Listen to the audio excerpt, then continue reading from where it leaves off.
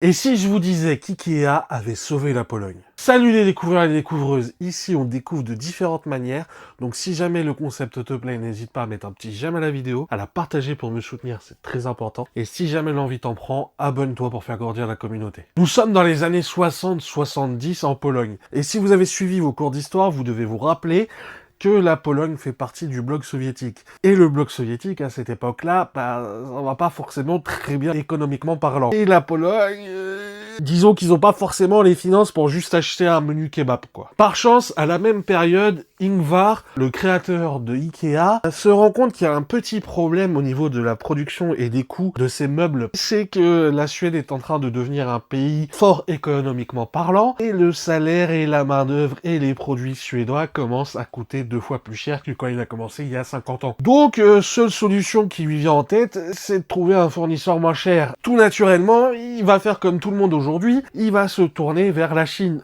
Sauf que le problème, la Chine c'est loin, et surtout, il n'aura pas la main complète sur la production. Loin de se démoraliser et ne voulant pas faire faillite, le petit Ingvar ouvre sa petite carte de l'Europe et se rend compte que la Pologne ont les meilleures usines de menuiserie d'Europe. Sauf qu'il y a un tout petit problème qu'il a vite oublié, c'est que la Pologne, ça fait partie du bloc soviétique. En gros, pour ceux qui n'ont pas compris, Ingvar avec la Pologne, c'est... Sauf que le petit bonhomme, là, de la société en bleu et en jaune, là, il a tendance à ne jamais baisser les bras. Et à force d'étudier les lois et les textes du Kremlin, il se rend compte qu'il y a possibilité de faire un partenariat amical capitaliste. En gros, vous allez nous donner le bois à titre gratuit par amitié, et nous, en soum-soum, on va vous filer des dollars. Bien évidemment, il faut que très peu de personnes le sachent.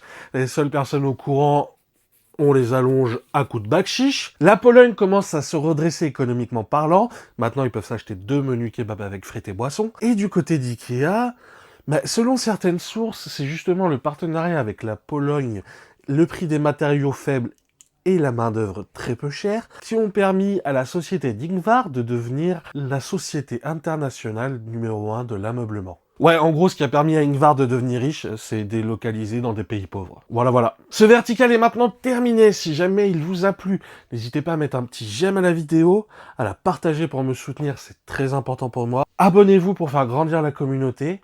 Moi, je vous dis à très vite pour une prochaine vidéo. N'hésitez pas à me dire quel sujet vous voulez qu'on traite la prochaine fois. C'était Ludo. Prenez soin de vous. Peace.